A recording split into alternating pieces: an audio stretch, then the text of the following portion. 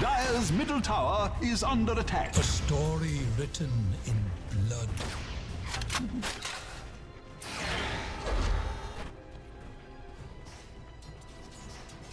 The direst elements are pelting Radiant's bottom tower.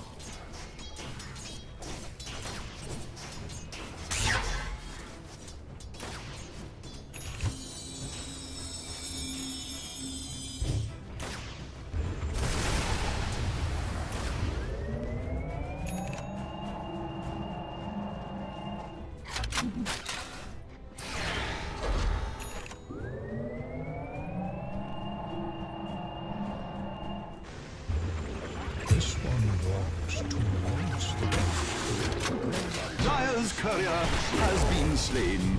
Please alert the Society for the Prevention of Cruelty. Dire's middle tower is under attack.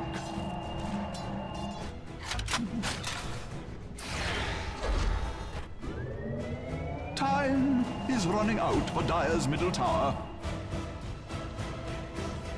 The seeds are falling. Radiant's bottom tower is under attack.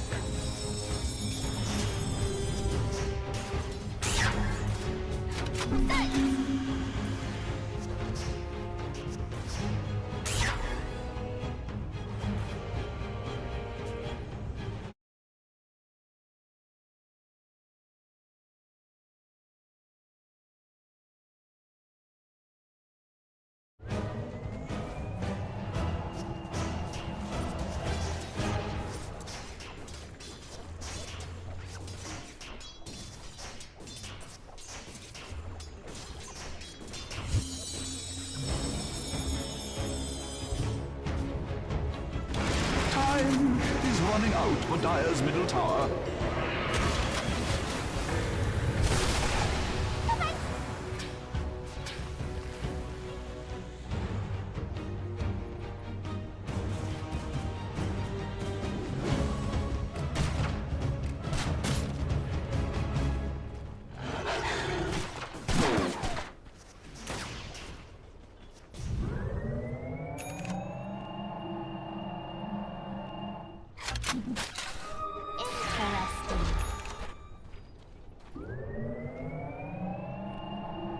This one walks towards they rub the dark. Stomp over brash of bone.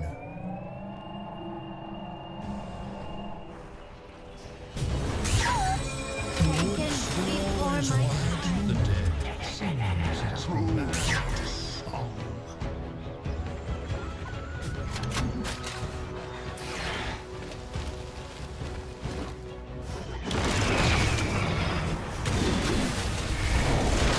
Radiant's top tower is under attack. Torn. The mad torn death. Torn. The one takes the lives of two.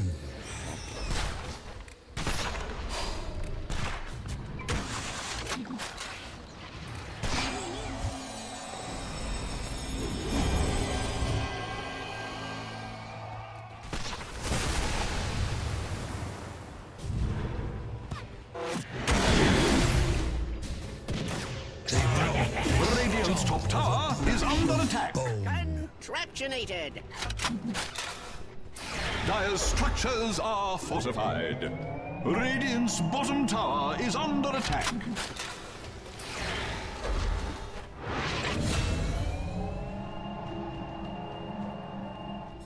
Radiant's bottom tower is under attack.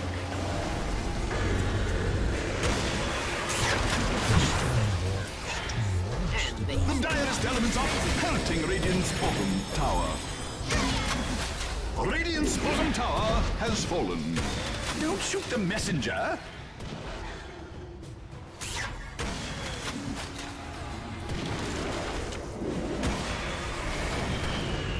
The woods will always want the dead.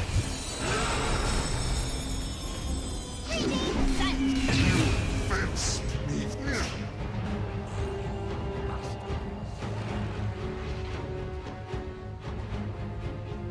Radiant's middle tower is under attack. Radiant structures are fortified. Radiant's middle tower is under attack.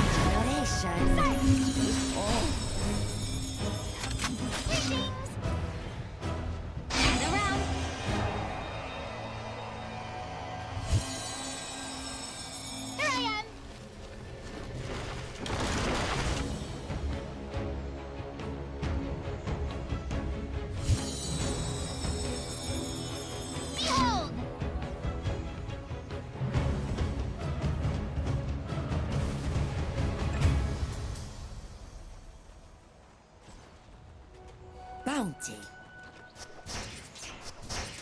The Dire just can't resist attacking Radiant's top tower. Radiant must summon the spirit to defend their top tower.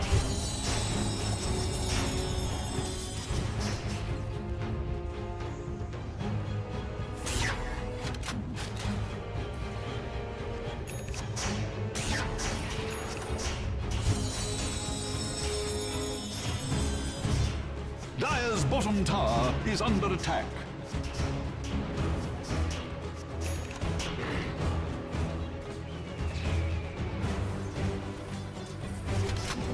Loaded to the gills!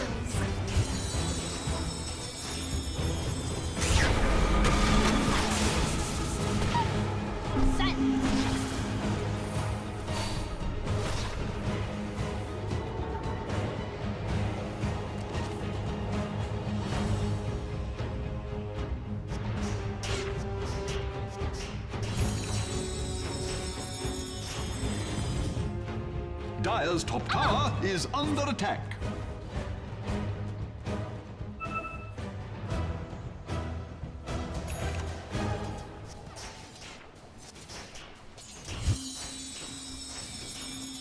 There I am!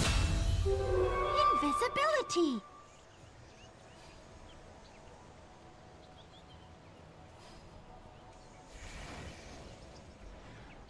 This one walks toil and trouble takes the lives of two.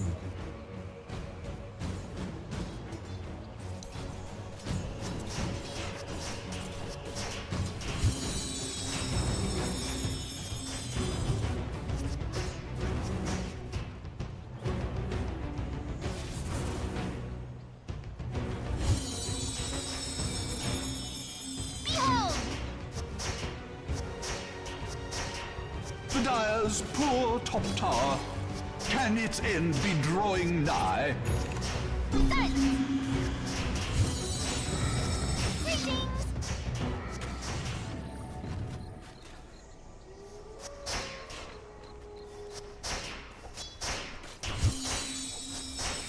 Silence! Behold!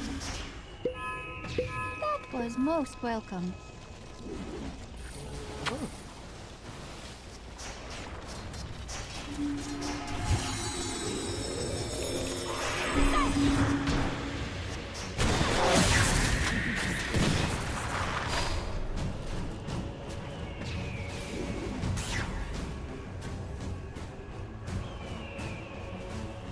Radiant's middle tower is under attack. Here I am! Oh my. This is good.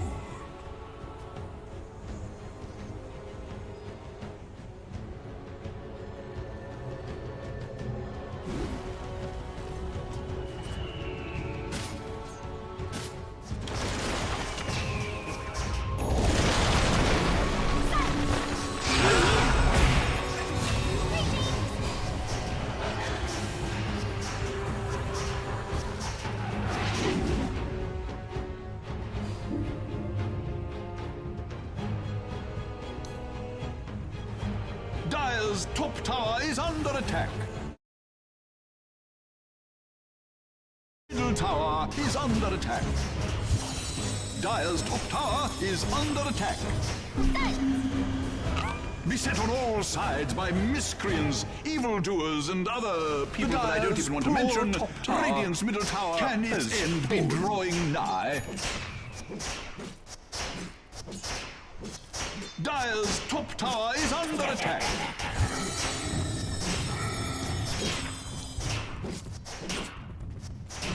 A prize! Silence!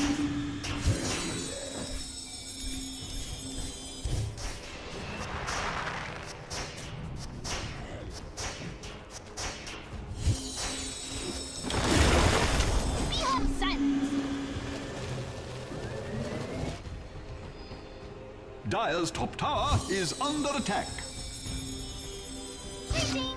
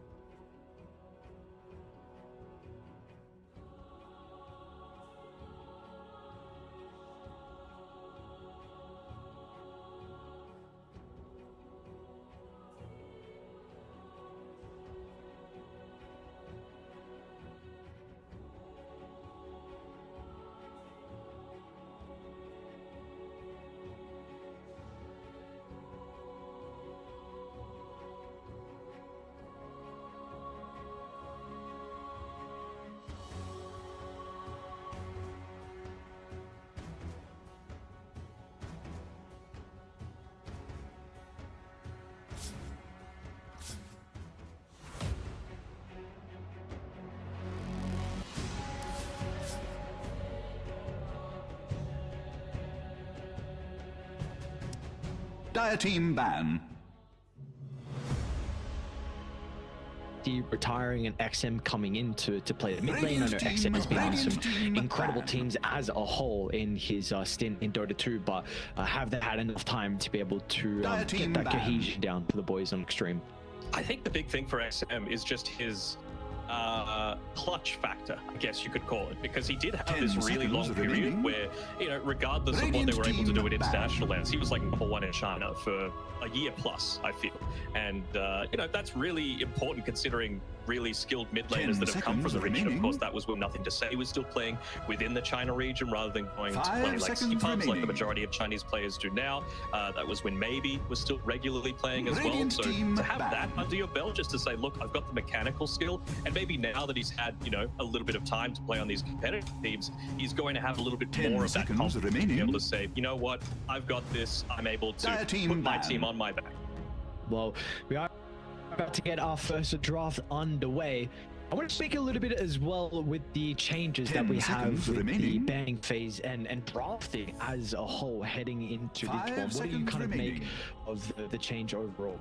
I've seen varied takes. Like, I know Jabs from Liquid, he put out a tweet pretty much immediately after the patch dropped, and he said he feels like this is going to reduce the variety in a lot of the drafts, but I actually have the opposite opinion. I think, you know, if you're going from 4 bans to 7 in the first phase, it means that you can be a little bit more targeted towards, you know, what the enemy team likes to pick, you know, a few more respect bans coming through in that first phase. And also just, if the meta changes to be everything is the same, then those meta heroes will be banned. So in these like long tournament brackets where it's just like day to day, not week to week, I really feel like it's going to be the team that adapts the best that's going to be able to come out on top. But you know, I'm a second pick enjoyer, and that really hasn't changed. Okay, yeah, so you still feel like second pick overall is going to be a little bit more favorable heading into this? I think so, but again, people have different opinions, right? I think having 4 bans in the first phase is really important, and I still kind of feel like there's 3 protected picks coming through for the second pick. You've got the last one of the first phase, you've got the first one of the second phase, which you're able to protect with another ban, and then of course you've got the last pick of the overall draft as well, to be able to just wrap up everything with a nice little bow and say, you know what, this is our draft, we might have a gotcha pick still left in us, try and beat us. Dire team ban. We do get our draft up on screen, so we do see some of the bans, and we do see the first phase as well. So it's going to be a Vengeful Spirit open up for limit. IG.V tell you they're going to respond with the Rubik. Quite like this. I mean, I haven't been seeing it a lot in Pro Dota, the Vengeful Spirit, and I'm not exactly sure why. I think the changes to it were huge, just that total damage reduction. So again, it's not base damage, it's total damage reduction. So kind of similar to the Bane with the Enfeeble, but you get to put in a line. So, you know, something like a Terrorblade is really going to be negatively impacted by it. The biggest thing that I'm a little shocked about is no Naga Siren ban. I still think it is the busted hero of the draft. Yes, you can deal with it a little bit with like Maelstrom and that sort of thing with the new changes, but I think it really only like slows down Naga's dominance. If you can get into like a Manta and an Orchid, you can still kill the illusions, but once Naga gets a heart, you still have just an incredible amount of difficulty dealing with them, and I think that's going to be the main concern for mine. What do you, because there weren't many changes to Naga right as a whole. I feel like there were a lot of items that kind of reduction, I think. Okay, so what makes you still feel like that hero is very, very strong compared to others when we did see, you know, a lot of items were buffed to be able to deal with illusions? I think it's just the fact that regardless of how the lane goes, you're always able to jungle. You know, that's the main thing for mine. And it also just makes the game for the rest of your team a lot easier as well. Yes, you're taking a lot of the farm, but you also do a great job of just shoving out so many lanes that a lot of the enemy's movements become a little bit more predictable. You're able to respond to smoke ganks easier, and the enemy ends up putting themselves out of position to be able to have to deal with a lot of this push that ends up happening. So, I mean, even just similar sort of things like the changes to the Mighty Mines, for example. If you're picking it on Tyre, it's now got 7 HP regeneration. So if the lane goes horribly for you, just pick up like a Ring of Basilius and then just go to the jungle at level 4, level 5, and you should be just fine. Yeah, I think that's going to be the big thing where we now, because prior with Dire, you were putting a lot more emphasis on like farming carries that are able to farm the triangle, like maybe like a year ago when the triangle was much better with free camps.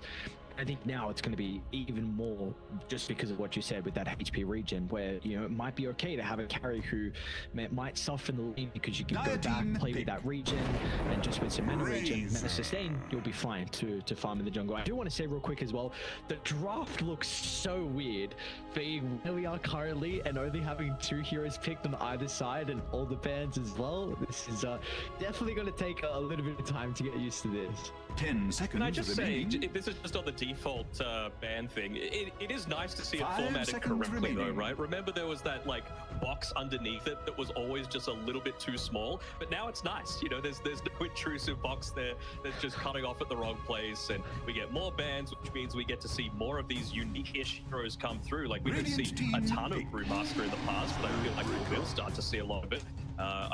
Limit are just picking the most busted meta heroes right now, essentially outside of the Naga Tyrant. Like Spirit Breaker, Venge, Razor, all feel incredibly strong. They got a lot of buffs in recent times, and I mean SB is just as strong as ever, right? Just that chain control. And the thing that I like 10 about the Venge as well is that remaining. it doesn't give away too much of anything. You can play it 5, you can play it 3. 5 seconds This Razor remaining. can be 1, 2, or 3. Spirit Breaker can be 3, 4, 5. So they've left IG guessing a little bit with exactly where they're going to be able to set up a lot of these lanes.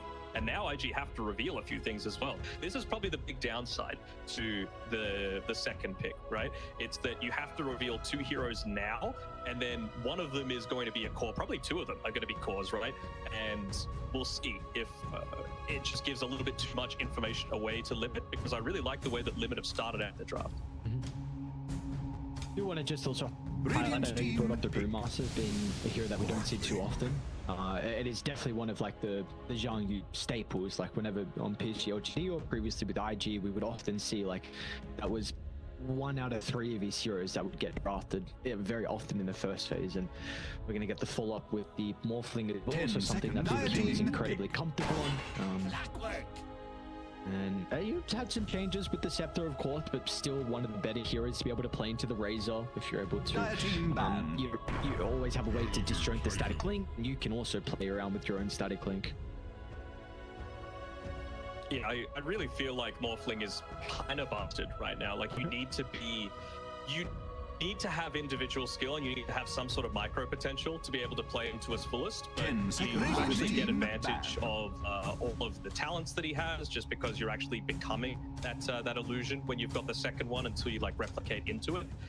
You also have the ability to use all of the passive items as well. So let's say, for example, you've got a PL, and the PL, you could just launch out one single Radiant Q, team and then you've got a ban. billion PL illusions. So suddenly you're a better Grimstroke Dire axe, team basically, ban. with the Morphling axe. It's kind of nuts with how it is. But again, you got to have the potential to essentially play 2 heroes during that axe timing. Oh, we get a bit of an upgraded graphic as well. Very nice. All right. Well, let us see. We get the response from Limit. So 10 looking seconds for remaining. Dire team What pick. are we looking for? I'm not even going to try and predict heroes, but are we looking for a core or support, you think, at the moment? To me, I think they need a little bit more control on Limit. Just because you are going up against Morphling and a Brewmaster, Radiant 2 heroes team that if you give them even a split second Faceless to be Void. able to react, then it's going to give you a lot of difficulty. And there we go. Faceless Void feels just fine to me, right? Like you've got to be able to play this alongside. Maybe it's now a Venge 5, which that lane seems perfectly okay to me. Brewmaster really got a lot of advantages to his right click, 10 so having a bit of that seconds damage remaining. reduction is nice as well. And even just the Vengeance Aura is going to be very nice, just to buff up your Razor and Choose your Faceless. hero. All right. OD to try and close out the draft here from IG Vitality. So getting a couple of heroes that we have not seen in a while. I mean, this one in particular was always nice as a response against a Faceless Void, right? I mean, this is a hero where you want to try and commit an ultimate. It's a long cooldown as well, and then any saving heroes will really put a dent in the impact that you will have inside some of the team fights. But overall, how do we feel about the Outward Devour? Because I think it might be, like, do you think it's a bit more of a greedy draw from IG Vitality? I think so for sure. I mean, I think this is not going to be the game where Butterfly Effect is able to go something like a Midas. I think he needs to go Meteor Hammer, just because you really don't have much tower taking potential. You know, early on, Ukyo, he's going to need to be farming. Shang Yu, of course, you're able to go a little bit more greedy with the Brewmaster these days, and a Clockwork and a Rubik, they ain't pushing these sorts of towers. So that's going to be the main concern for mine, is how you're going to be able to open up the map a little bit, because you really need to make sure the Spirit Breaker doesn't have freedom to just charge across the map and make kills happen every which way. Okay, well, let's see if that's going to be the case or not. So do you feel like there needs to be a importance on like warding around the river, just so they're going to be able to get that glimpse of vision whenever the Spirit Breaker is starting to gank? Oh, absolutely. Like, that is going to be the main concern for mine, as well as just keeping track of this Razor. I'm keen to see how Aries goes build as well, because he's playing mid against the OD. So is it going to be just like one point in the static link to be able to bait out an Astral, and then putting a few more points into the Q and the Storm Surge, which Storm Surge got pretty big bust. They basically just gave him his shard for free, which is kind of nuts. So we'll see how they're going to be able to respond to that. Yeah, no, I like you brought that up, because this was something that I wanted to speak about. I think Razor, I mean, we already were starting to see the rise in Razor with, of course, the previous Major and Riyadh as well. And now, I mean, yeah, you just gave him the shard on his Storm Surge. It felt like that was a really big reason why this hero was very, very strong. So I'm very intrigued to see on if we're going to get more Razor or not. But we are underway. 8-1, of course. We've got to reiterate her as well. It is a best of 1-2, so there is only one chance for IG Vitality or Limit. And I know you're a bit of a Butterfly Effect simp. Do you think he's got the stuff to be able to bring it through with the OD this game? We can already see he's got the Ring of Health queued up, so that's good signs for me to lead towards something like a Meteor Hammer.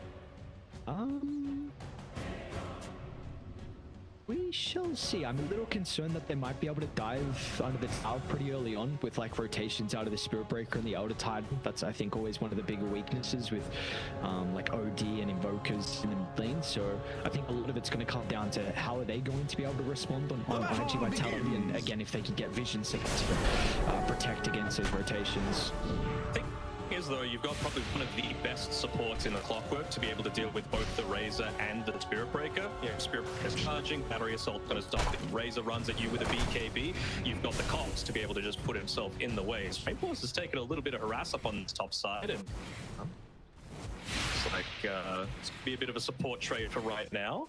Of course, Reed's still the king of that with the Fade Bolt. I mean, they forced him to level up the Magic Missile, which is a pretty big deal. Of course, you don't want to be spamming up the Wave of Terror, just end up pushing the creep wave, but they're already pretty weak coming up into this top lane now. Less than half HP on both the Faceless Void and the Veg. Yeah, do you feel like it's pretty much every time now? Whoa, hang on, bet. Oh, that's not a good way to start. Yeah, exactly right. Like you said, you know, they're trying to dwindle down some of the resources. He has to poke his head up to secure the range creep, and just a couple of nukes from the boys on IG.V helps secure the kill. Yeah. That's one of the lanes that they didn't really change all that much. Rainforest and Trushung in the safe lane were not changed up with the recent, you know, roster shuffles there as well. Hopefully Trushung's going to be able to get this team off on the camp, but he wasn't able to block up the hard camp either. So going to have a little bit more freedom to be able to make pulls happen here with Finch King. Still one of the best names in Dota. Not even gonna lie, I didn't even notice it was an ET3. So let's see how this one's gonna go. I mean, I guess it is the old classic, like Elder Titan to be able to respond into the Morphling with the natural order, being able to completely minimize all of that base armor. It's going to be very important for him to be able to find his farm though, because you need to get on top of the Morphling to get that added benefit of the passive, or the aura, I should say. Yeah, exactly. I mean, that's the biggest thing. I think it's a big deal for this draft, right? You've got a Faceless Void and you've got a Razor that you're enabling. You don't really care that much about the magic damage, the magic resistance reduction. It's really just about that base armor being reduced as much as possible. So he needs the farm just so that he can get up in the face. Luckily for them, they've got heroes like the Spirit Breaker that's able to also play that role. They've also got Avenge Swap as well, just to be able to bring him into the place of the ET as well.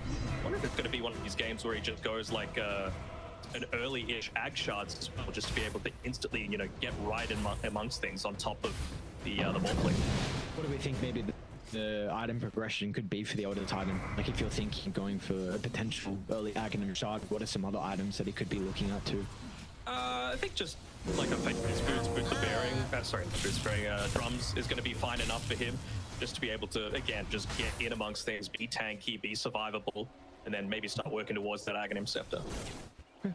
And overall, another item change that we saw with the patch being the Midas actually top lane. Yeah, fighting the Lotus Ball. It looks like IG Vitality should be able to pick up their second kill of the game. Radiant's top tower is under attack. Kind of poke onto the Rubik. Yeah, he's even got a Fairy Fire as well. Let's Spells, of course, will cool down IG Vitality, but really be able to continue to put the pressure onto the Faceless Void, but nonetheless, they're happy with getting the kill.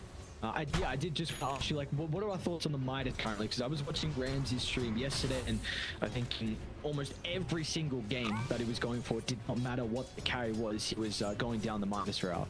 Bro, that's Ramsey's, you know. Yeah, what I mean, you have yeah, to expect from the man, but it is just like that quality of life change feels so nice. You know, even if you get ganked, it's not a huge deal, and I think it's going to be one of those things where it just allows the game to be drawn out a little bit more and you get more value. And I feel like the game has slowed down a little bit, mostly because a lot of these pushy style winners have been nerfed somewhat.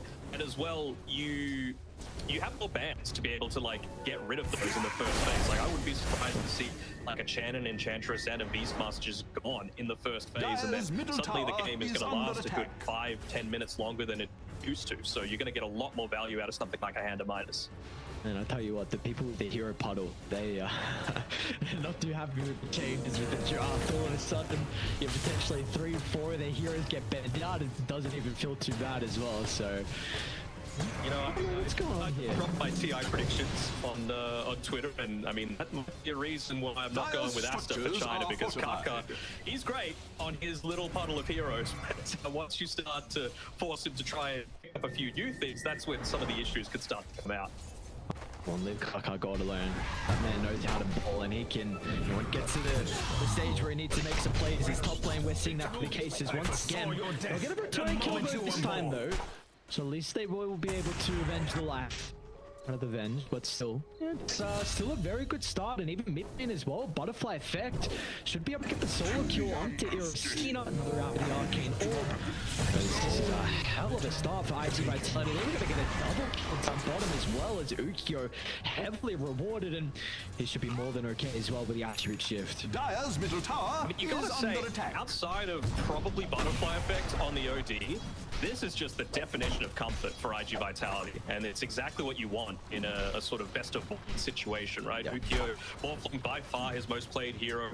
Like you mentioned before, Shang Yu, when he was on IG and LGD, he was just spamming this Brewmaster, and look at the net worth on the Brew. He is a good 800 ahead of the Faceless Void right now.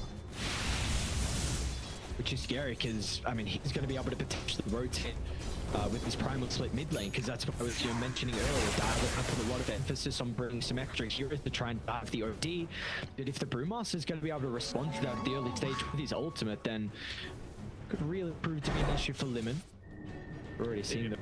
Got that observer board on the left-hand side, so obviously it's not going to deal with Q from making any sort of rotations, but it just provides a little bit of protection. It allowed them to reliably pick up the illusion rune, or even if they didn't, see what they were dealing with. And also, you just feel so confident on Fish King to be able to make that rotation away, because you're able to pick up this super early earn on the Brewmaster, and it just means you're able to make individual kills happen. There's another kill. And that's going to be the 6 picked up. They might go for Rainforce now. See what's going to stop freaking committed here from Zhang Yu. I'm still going to be there and available for Rainforce. He's got the potential to DP, but of course the Brewlings can always stop him short. This is now starting to get completely out of control. He's not going to have a lane to go back to now. Some of these deaths. Okay, they're going to commit for this, but I'm not sure if you're going to be able to make anything happen with 2 level 3 supports. I think Zhang Yu could just keep going. He's going to do just that. There's nothing that can stop him. Q. I think some danger, a little bit more damage required to get the kill. Like another round of the magic missile. He's still sticking around now, and the Faceless Void is about to respawn. I mean, on the other side of the map as well. IG.V, they're gonna get a kill on the Elder Titan. So with all the space that Young is making top lane, it means ET is completely vulnerable to Ponyo and Ukyo. And we're already up to a 4,000 net worth. Radiant structures Yeah, and cover your Butterfly eyes. Effect has his meteor hammer as well, so he's going to start pushing in this mid lane. This was the main concern that I had for IG Vitality, just being able to open up the map real easily, and he's just been alone here. Oh no, they're not. First rotation, Rero Steiner. Dire's middle tower is under No attack. value of this rotation. He just didn't have a room to play with, right? Like he made a rotation, he TP'd up there, but Dire's no middle haste tower room, no is DD, under nothing attack. like that. I mean, they don't exactly have the best damage themselves. I was mentioning what he's going to do with his skill build. Still went the 2 points in the static thing, but He's again, running out against for an Dire's OD, it middle really tower. just feels like not the ideal sort of play. You're going to get astraled every single time you go for a static link play. Speaking of the OD, Let's go to jungle. This Storm Surge not going to have the greatest value, and yep, Butterfly Effect's just been left alone. He's basically soloed down this mid tier 1 tower. Midas queued up as well, so I mean this hero scales incredibly well into the late game. We're gonna see it come into play. So T1 tower already Sometimes the claimed. wings of war. I wonder what the tricks is going to be from Butterfly Effect now. He just micro his Corona into the OD. So he's like, alright, I'll take it. There you go, and more free kills as well. Now death onto the Vengeful Spirit.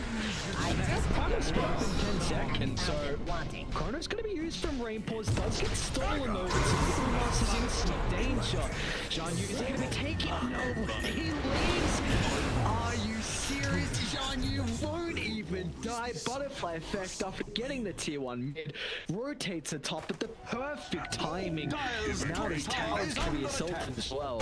And you can't TP into this because you stole the Chronosphere as well on Fish King, so he's just going to be able to turn it around. You've got some decent damage on Butterfly Effect to be able to bump into it. He's got the gloves of haste already, so he can get some decent amount of right-click damage through with the Arcane Orb. And we haven't even mentioned Ukyo, and that's exactly what you want with the Morphling. 3-0 with 0 off the back of his laning phase, but the laning phase is done, and IG Vitality are in a super dominant position. And like you mentioned, with all the supports, yeah, still level 3, and it will continue to be that way for Q. Another death for him. You're going to try and soak mid on the Venge, but like without a tower, you're pretty much just going to die constantly. So look at them just sweeping across the map. Brewmaster, Rubik, and the Clockwork hand in hand. That's going to be another death. There's going to be 6 deaths. Vengeful Spirit 10 minutes into the game. They might get Aries here as well. A little bit awkward use of the small casting once the Chronos expired. This is back to the hands of Jean Yu. Even stole the plasma field as well for extra damage out of Fish King. This is just a beatdown from the new IG Vitality roster.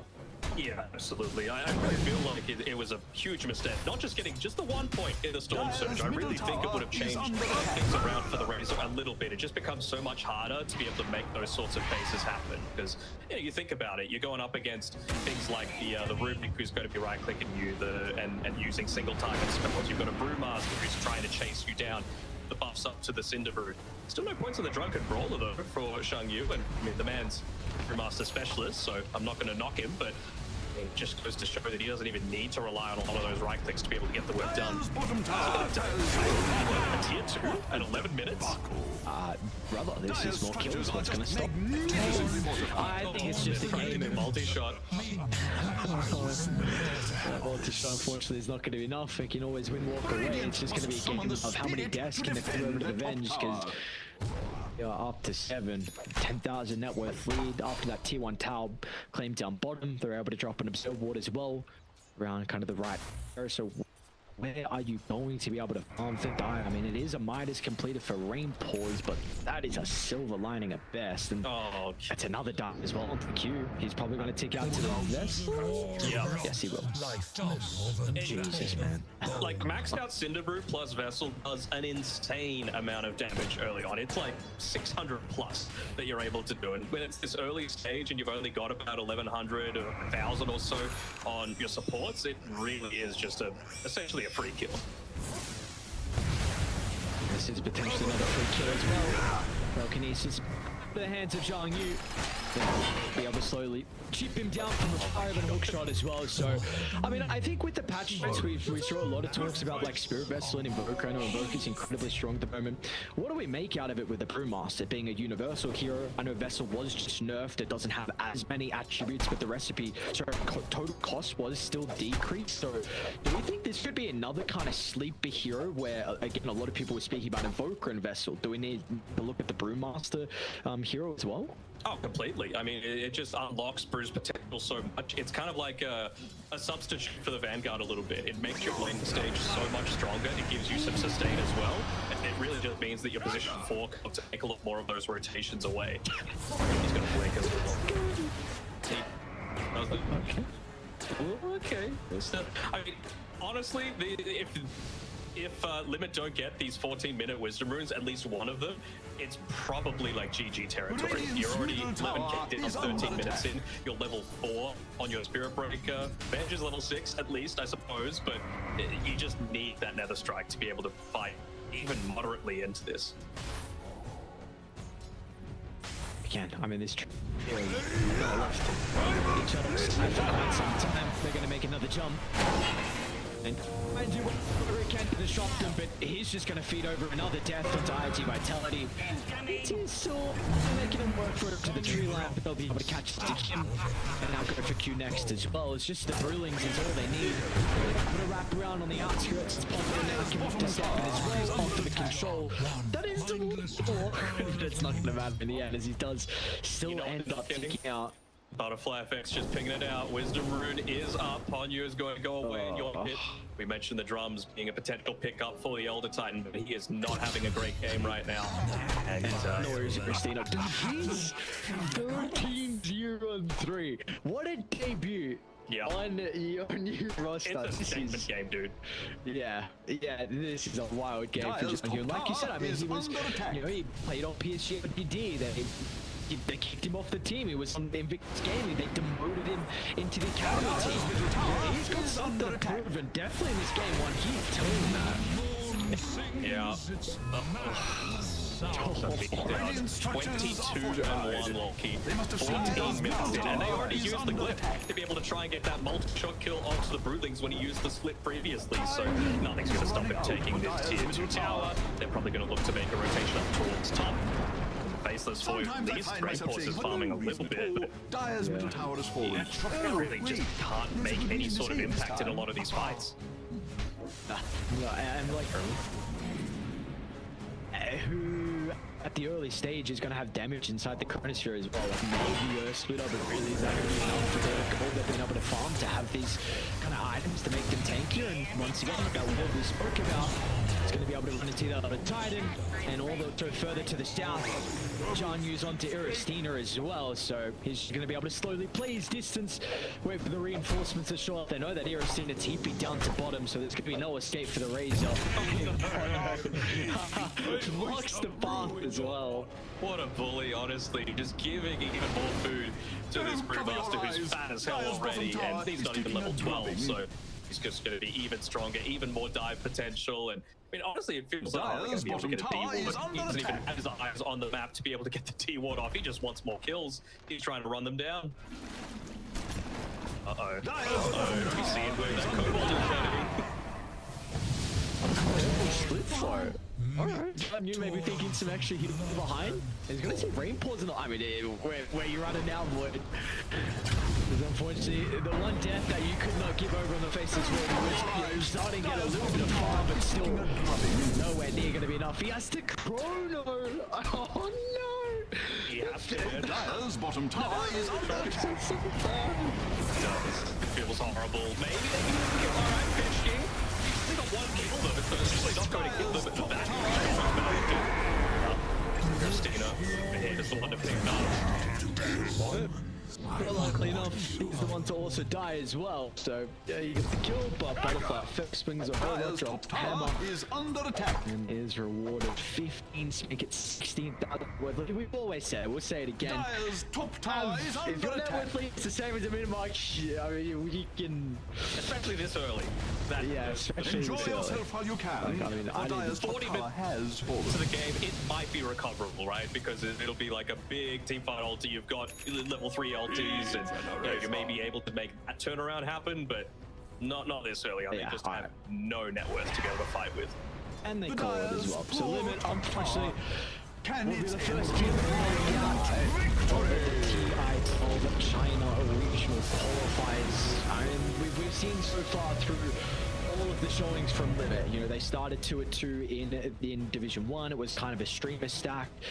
They weren't really able to make the mark there.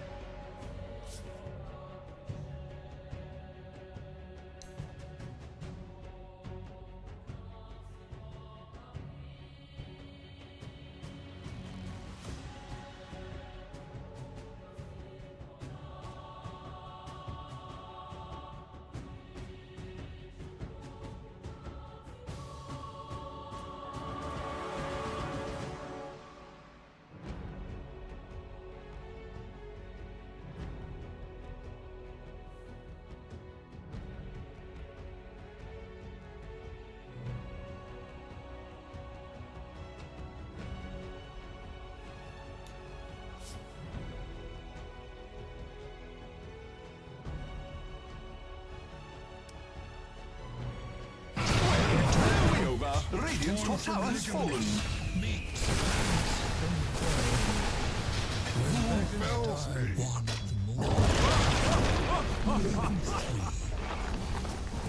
Two have been killed. What else?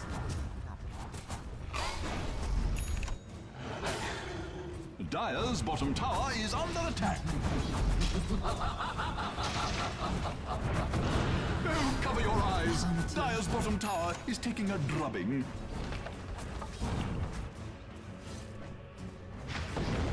Dyer's bottom tower is under attack. Dyer's bottom tower has fallen.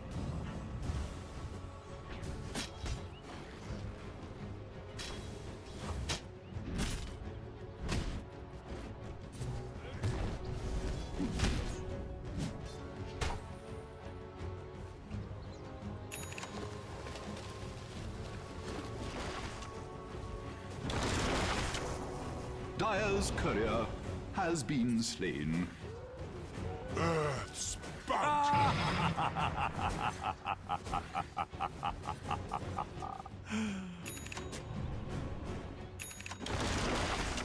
Haste! All I can give us is a chance.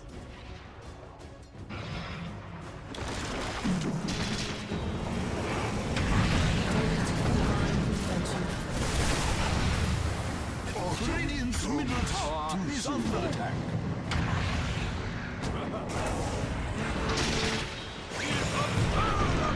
Radiant's middle tower is under attack.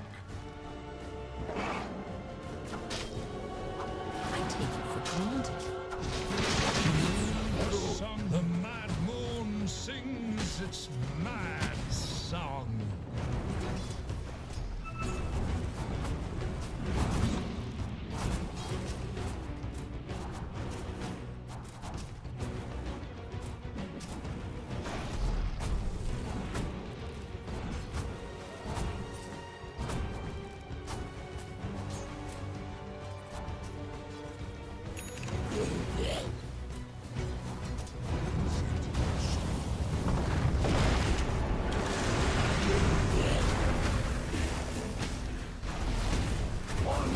Dyer's top tower is under attack. Focus on the Dyer's structures are fortified against all comers. Dyer's top tower is under attack.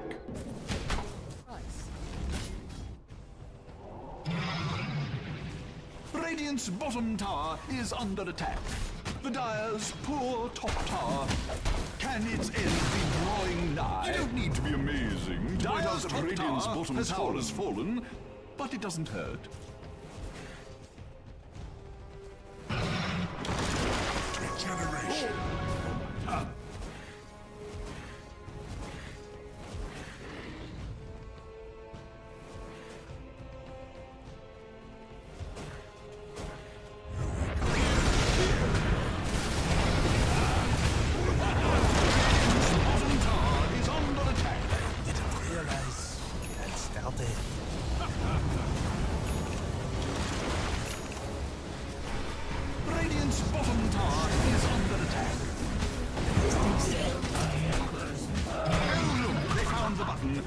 Radiant structures have been fortified. Radiant's middle tower is under attack.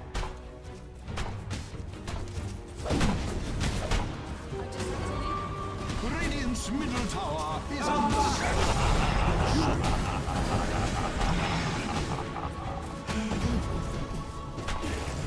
Radiant's middle tower is under attack. Radiant's middle tower has fallen. They romp and stomp over flesh and bone.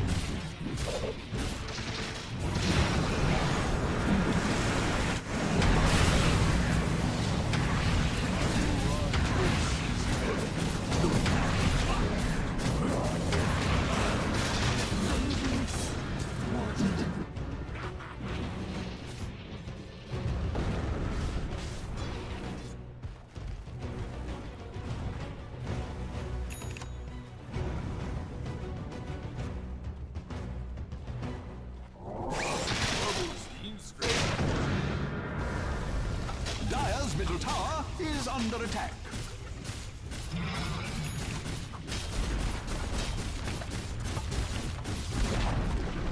Dire's middle tower has fallen.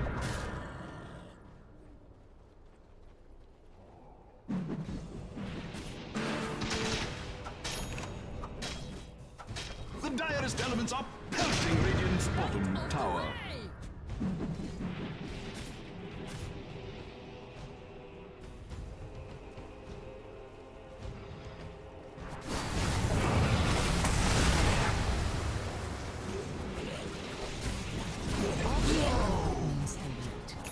I never was a fan of prophets. Radiant's middle tower is under attack.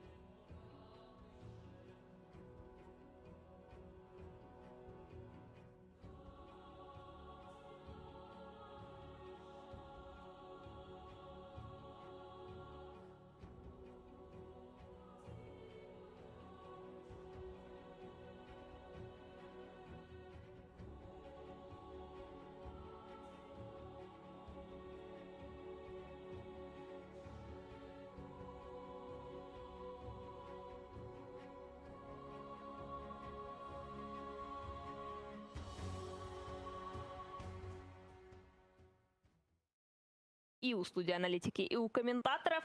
Но смотреть, да? Что мы Radiant за team победители матча. He's in a position for that. Has been well known for making a lot of plays through the first 15 minutes and really being that person to be able to dictate the pace. Yeah, I mean, if there's anyone that's going to be going to the other side of the map and stealing wisdom runes at 14 minutes, it's going to be Kaka. Like, he loves these roaming style of heroes. You know, he's probably the hero puddle specialist so far. You know, it used to be Fishman for me personally from Western Europe, but Kaka, it's really just the Lion, the Rubik, and the Bat Rider. He's been spamming a little bit of Grimstroke though, and Grimstroke did receive some nice buffs, and it does kind of fit that roaming role a little bit as long as you've got someone to be able to play with. So keen to see if he's able to get that one on board, and of course his Nyx Assassin is nothing to be sneezed at either. I think the big change for me is just going to be there is communication coming through. You know, at Barley Mage, where they just missed out on being able to qualify for TI already. That was when they were playing Overcut, and that was when they had a lot more issues that felt like with just XXS wasn't truly enabled in a lot of these skirmishes. You know, it felt like some of these fights I was like, why is he playing with the rest of the team? Where's the ultimate coming through? And it could just be down to the fact that he needs that communication coming from someone like a Kaka.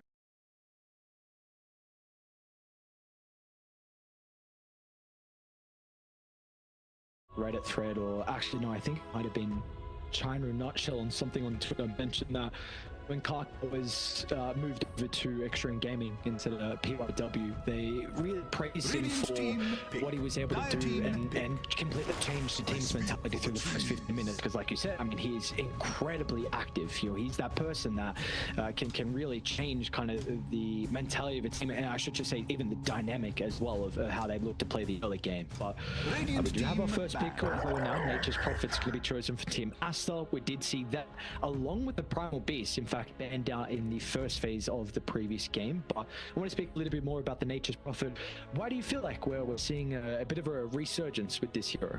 Sprout is busted. That's why you're seeing it come through. It's just way too strong. You can play it core, you can play it support. I think this is a little bit of luck coming through from Aster, because Team Zero would have loved to pick it up for CTY. He has been just incredibly dominant with it. He's been rampaging through a lot of his pubs, like 90+% win rate coming through from him. So I'm liking the fact that they picked it up. But I was talking about the Kaka hero puddle. Have a look at it. The Lion, the Bat Rider, they're already gone from the book. So really just leaving him not too much of a selection to be able to play with. And I mean, I like the Primal Beast, right? It is a classic to the Nature's Prophet. You're able to just dive in onto him.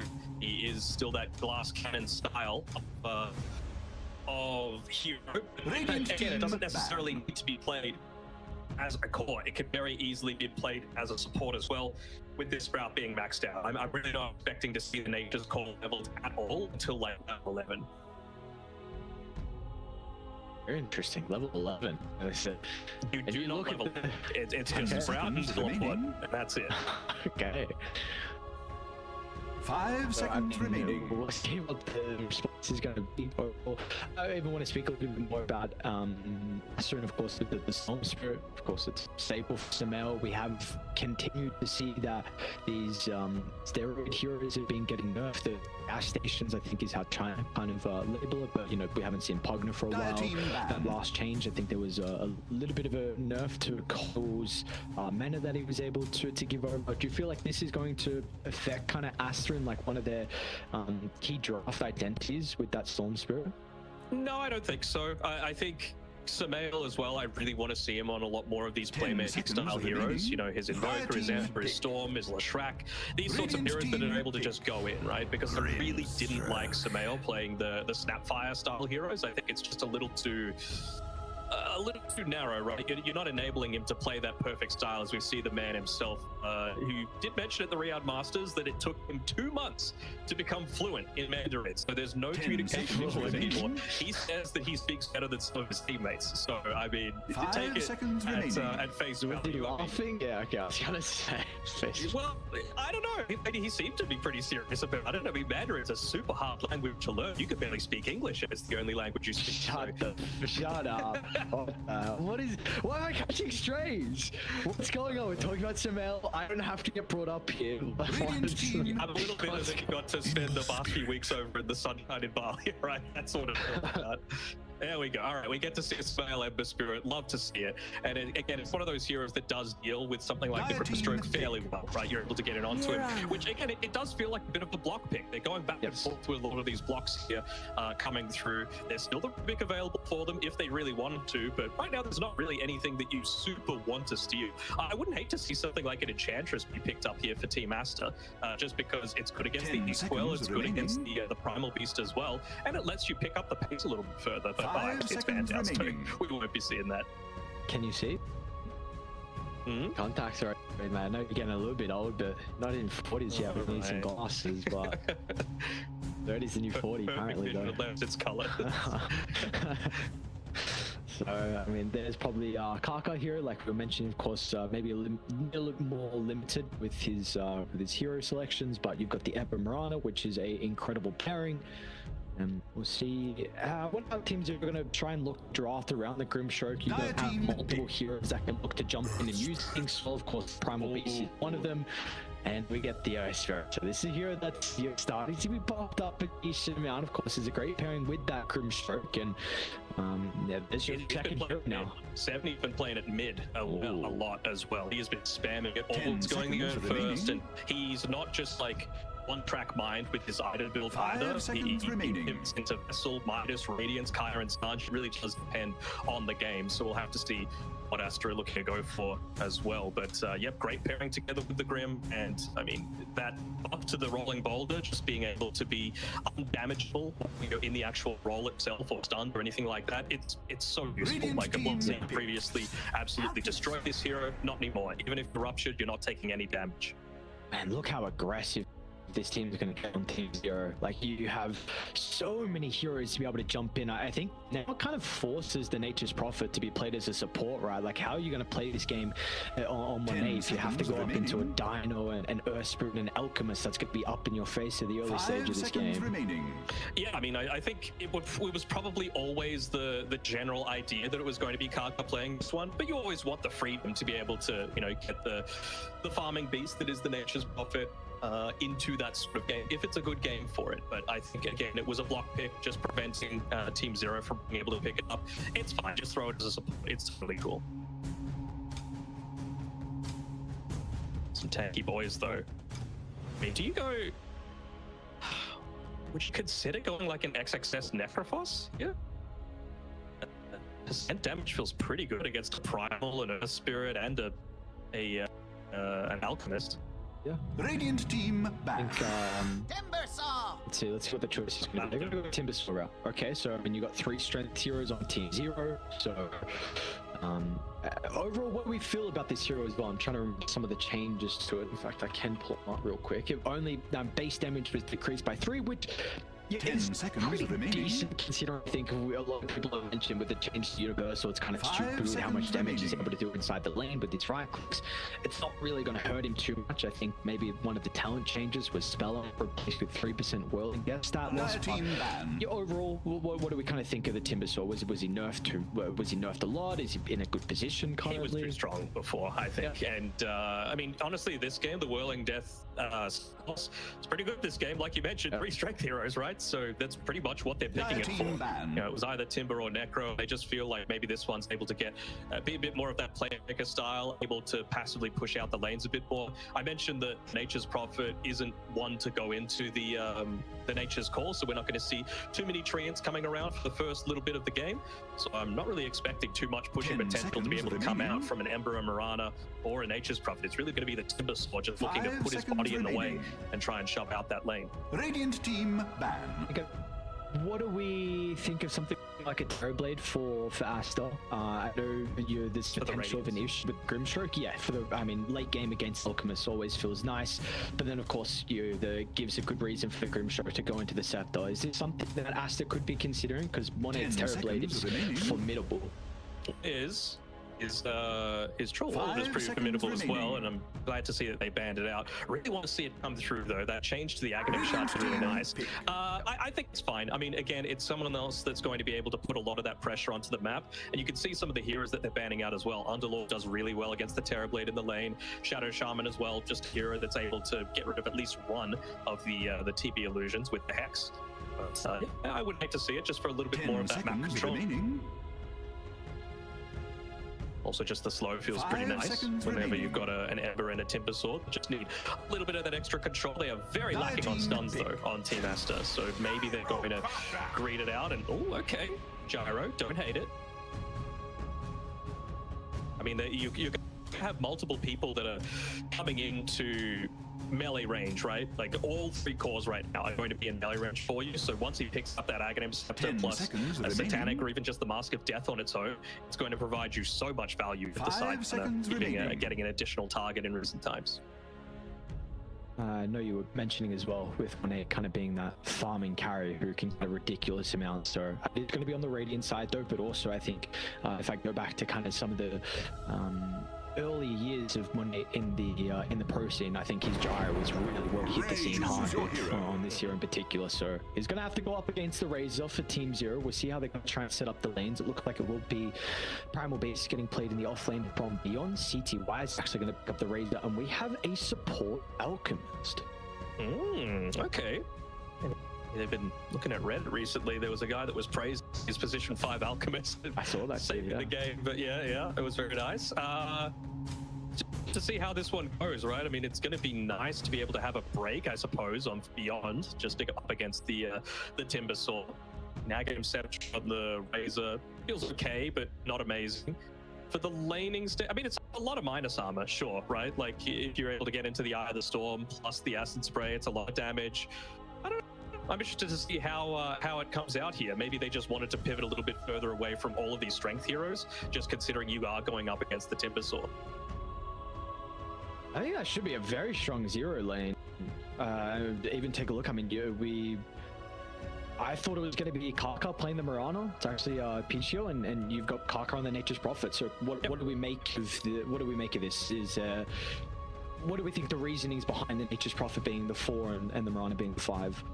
I think the Nature's Prophet 4 is totally fine. I think it's something that you need a little bit of farm to be able to make stuff happen. You've also got the great roaming potential that, of course, with the teleport, considering you're not going points in the Nature's Call, you're just maxing out Sprout and teleports. You're able to really make a lot of kills happen in that mid lane. And when you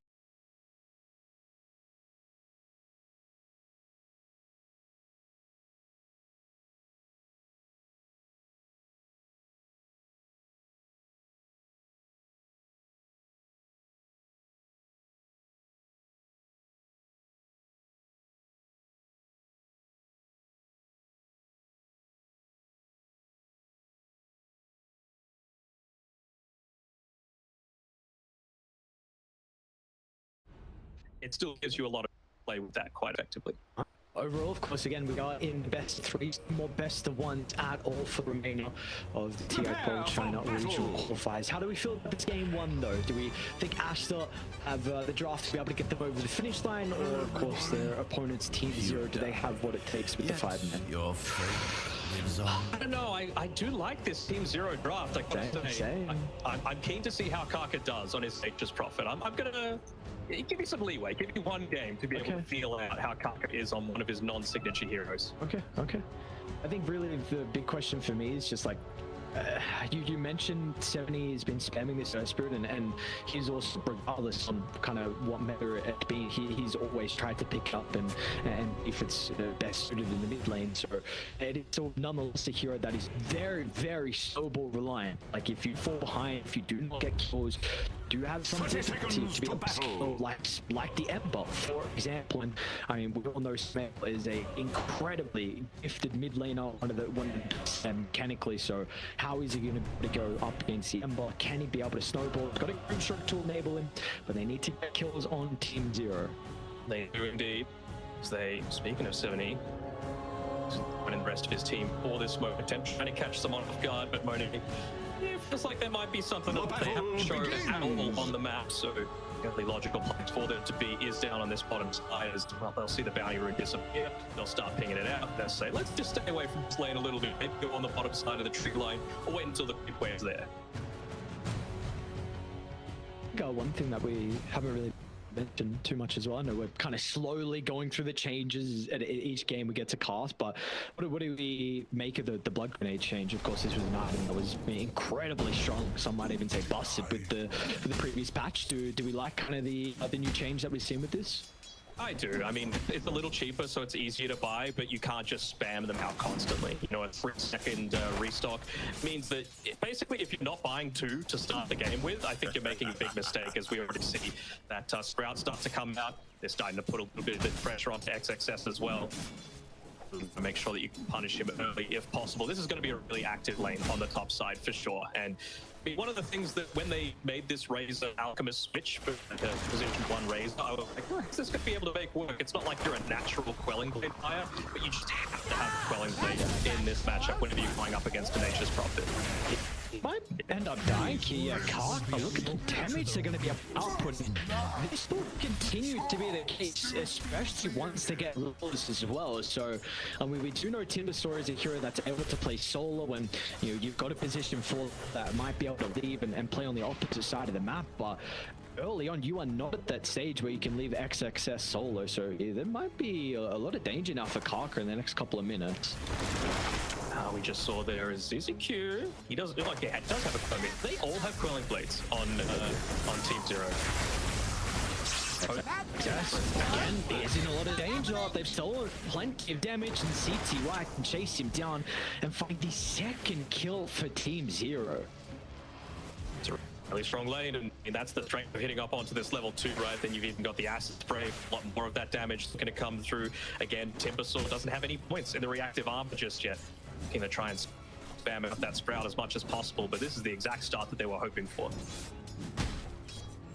Look at some of the other lanes where the resources a little bit low up top for the moment, but of course we got Money up against Beyond on the Primal Beast. Can be a very aggressive lane. We know the Gyrocopter, if he wants to max out the Rocket Barrage, has a lot of kill potential when they currently going for the 0-1-1.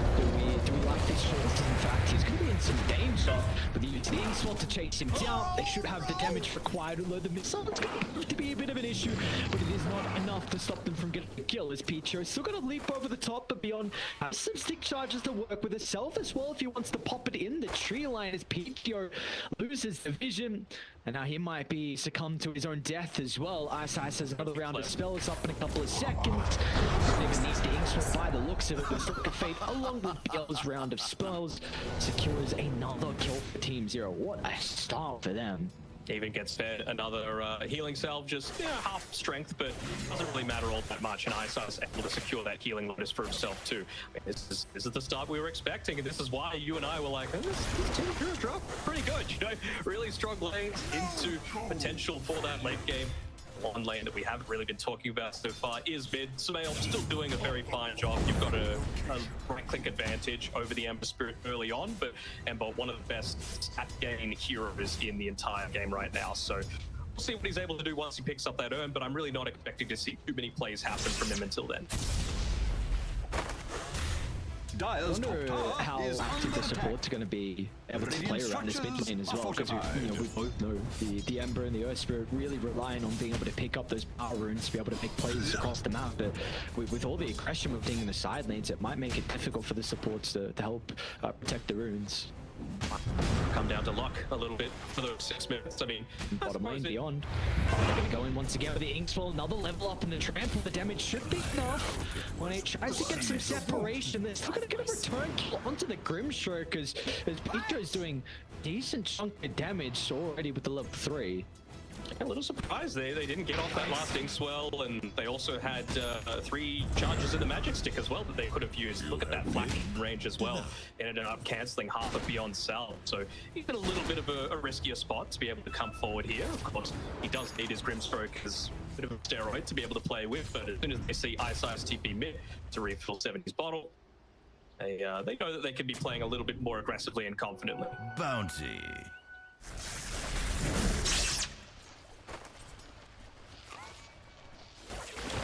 It look like some of the lanes are starting to stabilize. I think that top lane in particular. XXS 23 and 3 compared to the 22 and 4. Again, like we said, once he's able to get some of the levels, might be easy for him to be able to play by himself and have Karka start to rotate. 2 points in the Sprout already. such a solid combination though, right? You can chop him out of those trees, but you've still got the Whirling Death just to be able to absolutely rip through his HP. Also does work fairly well together with the Curse of the Old Growth as well. I mean, you're a support Nature's Prophet, so he's going to be wanting to go into those power treads, then into the Atos, and then likely to get one of those early shards from the Tormentor. As XXS, is he in trouble up here on the top side? I mean, it's a full stun coming through. Static Link gets broken though, just off the mark with their timing. To mid lane as well, like kind of questioning how the supports are going to rotate. Ice it's being able to cut off the path of the Mirana, so should be able to get the kill onto Picho. I saw the kill for Ice. It's all the experience, of course. I'm sure it does a lot with experience as well. He might be in some danger. Kaka's going to be able to allow this route. There was no Quelling Blade picked up from Ice, but he can jump to the trees.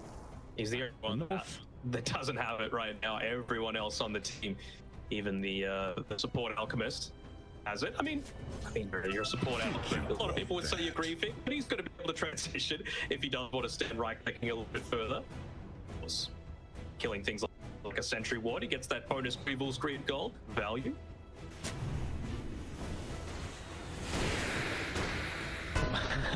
Alright, they'll get him now. That's a solid kill from Monet.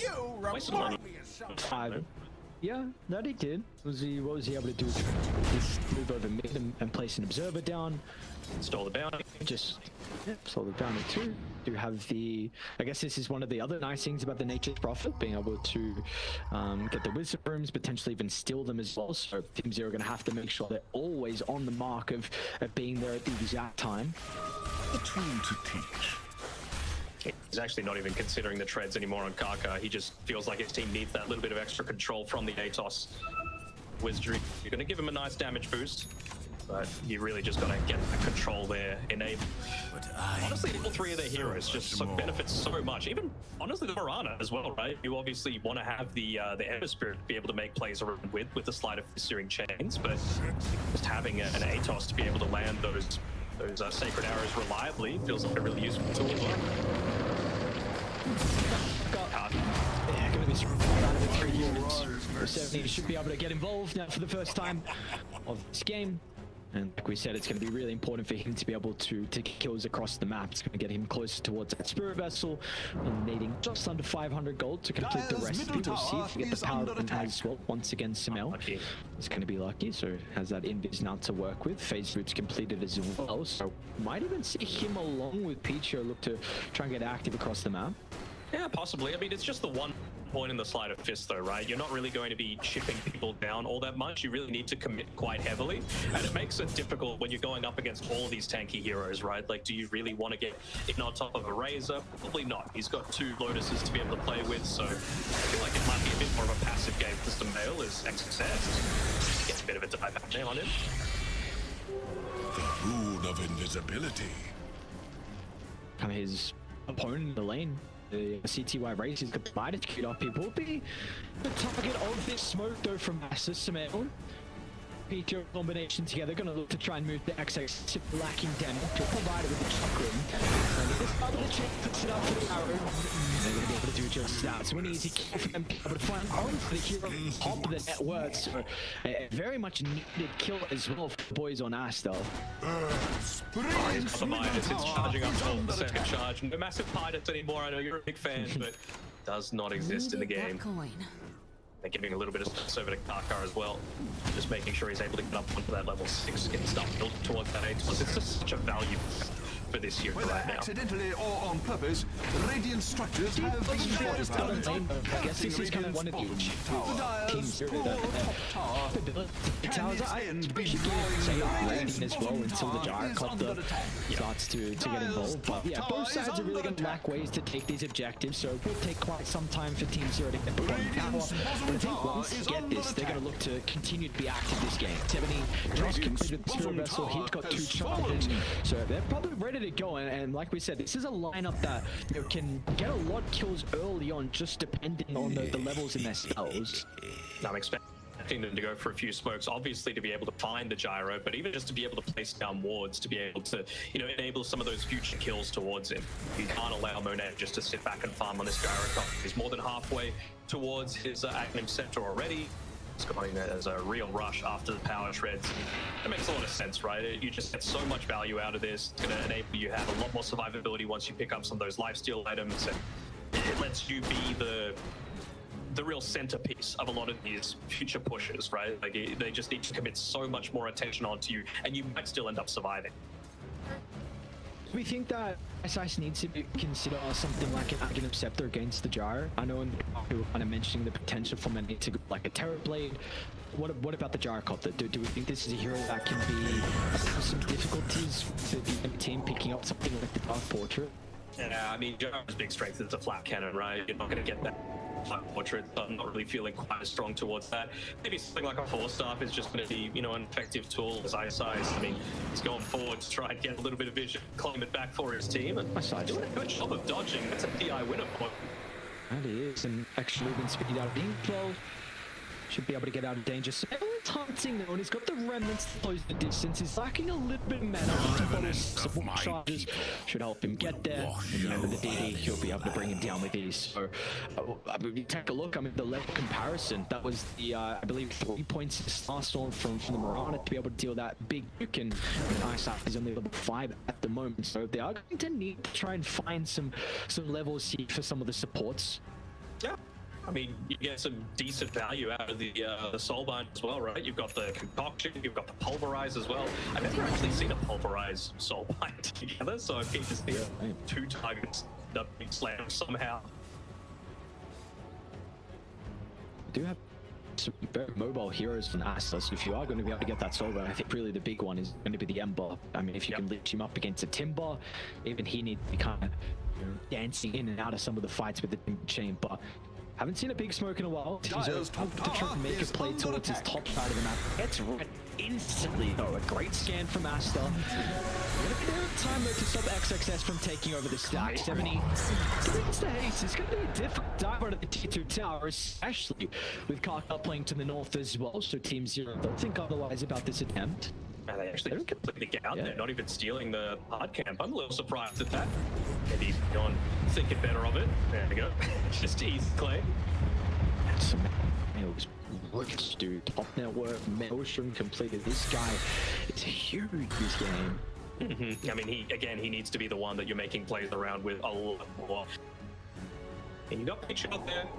So, just fluffy hat coming out to him right now. Even gets a couple of positives through from Sumail just to enable them to go for a few additional plays. I really feel like this is their timing, that maybe want to make a move down towards the bottom side, considering it is 13 in commit. So maybe clear out a couple of camps, go for a smoke, look to try and yoink away that was route if you can. Might just look to deal with one more mid creep wave before they make that sort of move happen. Instead, they're like, oh. Maybe force them to TPs in, force them to defend the tower, and then if it goes well, Karka just steals it with his teleport. It's actually gone points to the Nature's Call. Okay. Yeah. Maybe saying, you know what, we don't exactly have the greatest pushing power. We need to provide a little bit for it for the team. I don't hate this. I mean, they've got such a heavy draft that until his ace comes through, he's not really going to get too much value out of the Sprout unless he uses it on the Grim. Push that. Top tower. Can its ends be drawing they get 70. He does have some good trails behind him, and 1900 health they're going to have to go through as well. Radiant's middle tower is under attack. Not playing XXS, they know he's alone. Coxon flies up again a little bit too late. Tanky boy. That's a little sleep as well. I've seen example of like continuing to grow for Team Aster up to 3,000 now, so would you definitely feel like this slower pace game is much more favored for them compared to Team Zero? I would say so. I mean, I feel like this is the patch where Monet really needs to put his big boy pants on. Like, he is the one that's going to be carrying a lot of these games, and he's doing all right in net worth, right? He's a little bit behind the Razor, but there's still a little bit of time until he's able to get into that Manta style and accelerate his farm a little bit further. But Monet, he just hasn't been contested at all. Yeah. Going to be able to make so much happen with this side gunner. 70, another tick. Now it's going to be able to block the road, but he's got Ice playing in behind him. Trying to turn with the soul bind. ZZQ unable to get engaged through concoction. They might lose some multiple kills now. There was a potential for them to be able to capitalize on that opportunity, but that's a nail. That's his blood in the water. Won't be able to catch up to Ice though as he steps back to the tier 2 tab. But this will give an opening for Aster. He's even Peachy off the back of the Moonlight Shadow. So they drop the deep observer walk down as well. So they're not going to look to try and live this area without this tower getting claimed. They have a relatively weak tower taking line up, but Siege Troops solve everything. We're just taking one mesh together. Arrow coming through. Rapid Yeah, we could try to turn around the pulverize. T-Wire's going to show up as well. They'll turn their attention over towards the Timbersaur's XXX. Falling pretty low with another round of the rope. They'll hold him into place as Team Zero. They strike back. They're going to have some difficulty with Samel. Down at Remnants though. Tries to go to the north for the team, but they're going to have to damage CTY. Won't see, unable to get the right clicks off. Meanwhile, back towards the middle lane, though, they've completely inflated Ice Size. Even Monet moves on over as well to help secure the tower. So in the end, a great sequence of events for Aster. Yes, choose XXS, 2-for-1, along with a valuable tier 1. Yeah, I mean, that's just one of those instances where it was such a small little misplay from ZZQ. He ends up tumblers toying in, but takes like half of a back step, and it means that he's not able to be in range to be able to land that unstable concoction onto the soul-minded targets. It's XXS, he's feeling super confident just to be able to dive on in. He's got the Lotus Storm to be able to play with. Up it in time, he'll still be able to have enough to be able to take out that Ghost. That's the thing, right? You've got to land every single one of those rolling boulders, otherwise you're just in such a dangerous position. As well. Yeah, getting in trouble as well. Another death, and on to a core as well. Beyond, along with 70, really starting to fall behind in regard to that. It's just going to be up to CT. It looks like this man top of the network, this Midas, along with the man up. You're continuing to lose some objectives. This time it's going to be a T2 tower. It is, and I'm not sure if I agree with the Manta style choice. You know, I think that BKB is such a necessary tool for you to be able to play with. It really nullifies what the Timber's able to do, what the Ember's able to do, what the... Honestly, most supports don't deal that much right damage. It's really only the Gyro that you have to be concerned about at this stage. And I feel like when you're playing this Primal Beast, Brimstroke, Burst Spirit combination, you need to be able to find people to go for kills. You can't do that if you don't have towers. Much value they're getting out of this level. They're still going to try and find it. It's a big fall in from 70 with a double silence as well. They've been able to turn towards Mel with the chain control. It's lacking here from Team Zero. They force all their attention over the clock on. Separated from Aster. Actually thinking about going back in. It's going to be some terrain issue. That's actually it by. It's going to be able to chain damage flying in. He's got the ultimate. He's got the Black Cannon as well. Unable to sustain through it all as Monet. He's been farming up the storm, but now he gets kills on the board as well. A triple for the Giant Doctor. You just see Samel with the laugh, voice line. Most of the time, the man would not be happy, you know, giving up his life for the cause. But we just, with the fight recap, right? Gyro showing up for literally 5 seconds, able to deal the most damage combined for his entire team.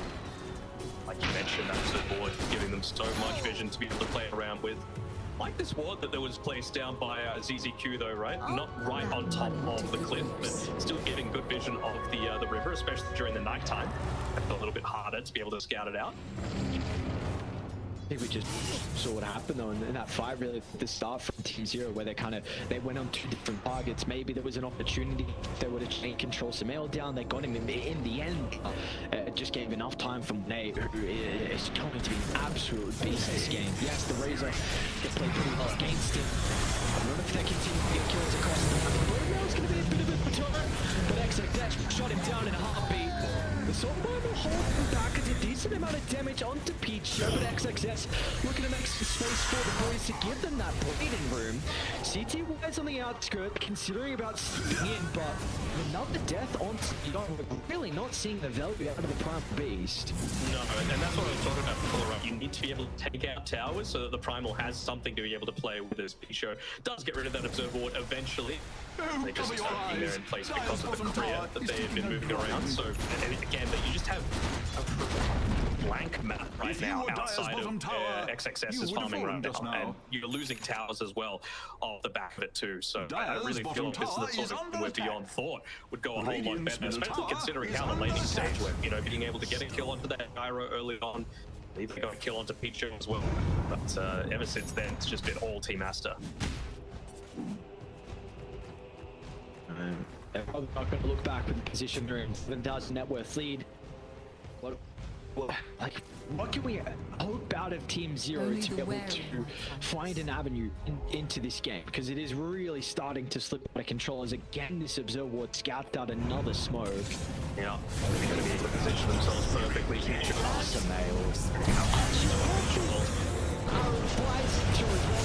The Alchemist, they can keep down from the fire with the chakram, and now they can turn away the other heroes as well. 70 tries to do a little bit to make some space. CTY, he'll try to the middle. He's got that stun click on someone there.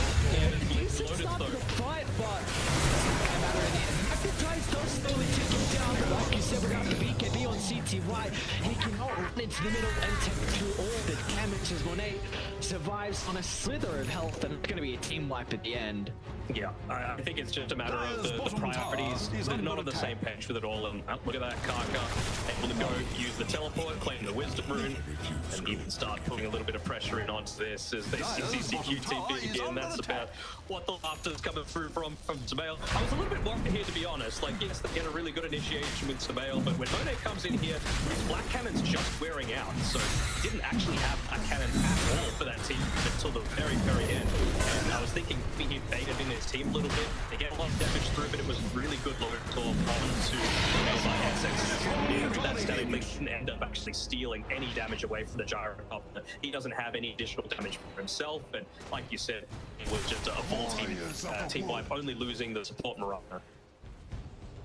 I don't know if this is like cope or not, but I feel like you did kind of see potential for them inside that team fight for the boys on Team Zero. Like with all the AoE damage you have with the Esper, I mean the Magnetize did a decent amount, the Razor as well, but maybe it's going to be a different story now that you have an agent. Dude, Monet has a rape I legitimately think he's on the level. You know, he's got the Aegis and he's got a Satanic with a new sidegun. He's so strong. He's going to be getting Solar Crest as well. He's got a Lotus Orb to be able to protect him. Like, you're legitimately going to need like 0 hits from some form of control. And you're going to need to try and weigh out this Aegis timing as well, but they're not going to give you the time to do it. Alright, plus sides. 1 BKB completed, BTY, is done too. And use the Eye of the Storm also, so they won't be able to fight for the next 4 seconds or so. And look at this, like Aster just in high rebel, let's go. They can't deal with us right now. They don't have the stuff, they can't team fight, they can't do anything. Dire's middle tower is under attack. We'll come back, but like you said, Eye of the Storm is on cooldown. Radiant must summon the spirit to defend the top tower. Dire's structures Not are going to be able to defend at 3v5. Stall it out with their spells and even popping the group as well. One quick break there. Looks like Aster just going to back on up and try the Tormentor. Yep, pretty easy one. That's amazing. Gets it for free. Sure. He was behind Timber at the time. And you already bought it Dire's on middle Kaka. tower is under attack. Good amount of vision that the Old Growth provides is Kaka's the only one revealing the other side of the map, but they might see that he still has teleport scrolls, so might think, okay, well, we finally have a fight we're not able to instantly join in onto us.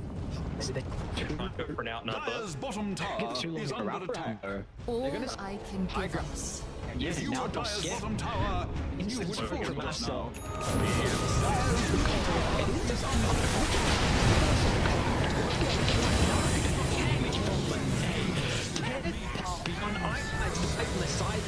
Now seats wide. You just picked up a BKB, but you now can't sustain delivery damage as Baller Aster completely obliterate Team Zero in this game. I mean, they just outplayed them. We were both feeling pretty confident about Team Zero's speed. It felt like there were a lot of good points to it. They didn't keep up the pressure that we had from the start of that lane stage. And yeah, no towers, no opportunity to dress me play, up and no call me Shirley. BKB means that the Dire's rest are bottom kind of barracks going are in, under and attack. it really felt like they suffered as a result of that. felt like it was really a mid-fight though that completely Dyer's broke bottom up this barracks game. are under attack. Oh my! My heart is all aflutter. Saw was a 2-for-1 exchange favoring Aster. They got power, but I think importantly the observer got placed down. I mean, we highlight multiple times. Dyer's bottom barracks and I are think this under has always attack. been one of the big trends for Picho and also just, I think China. Well, dress me up and call me Shirley. Dyer's bottom barracks are under attack.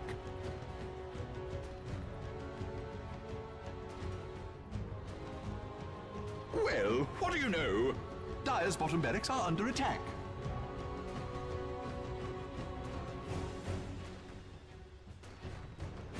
Dyer's bottom barracks are under attack. Someone had better see to that before it gets worse.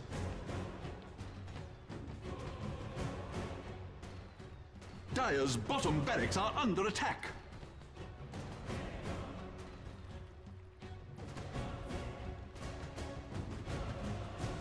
Well, what do you know? Dyer's bottom barracks are under attack.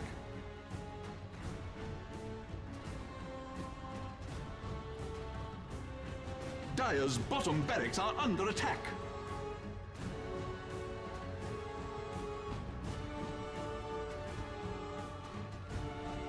Dyer's bottom barracks are under attack. Don't make me come in there.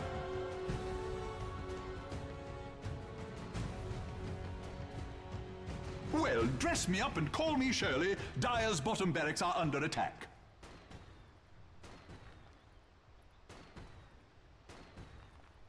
Well, what do you know? Dyer's bottom barracks are under attack.